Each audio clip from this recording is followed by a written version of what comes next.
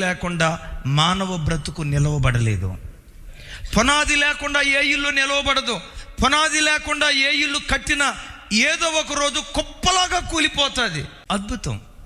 మూలరాయి ఉందే, యేసుక్రీస్తును మూలరాయిగా పిలవటానికి కారణం ఏంటో తెలుసా? ఆ మూలరాయిని ఆధారం చేసుకుని ఇదిగో ఈ గోడ ఇటువైపు వెళ్ళాలి, ఆ మూలరాయిని ఆధారం చేసుకుని ఈ కార్నర్ ఇటువైపు వెళ్ళాలి అంటే దిశ నిర్దేశిత తెలియచేసేది మూలరాయి. తమ్ముడు, చెల్లి, యేసుక్రీస్తు వారు నిర్జీవమైన మూలరాయి కాదు, సజీవమైన మూలరాయి. ఈ రాయి ఉంది, ఇది నిర్జీవమైనది. ఒకవేళ దానికి ఆకారం చెక్కినా అది మాట్లాడలేదు, చూడలేదు, ప్రజలతో స్పందించలేదు. నేను ప్రకటించే మూలరాయిగా పిలువబడుతున్న యేసుక్రీస్తు వారు సజీవమైన మూలరాయి.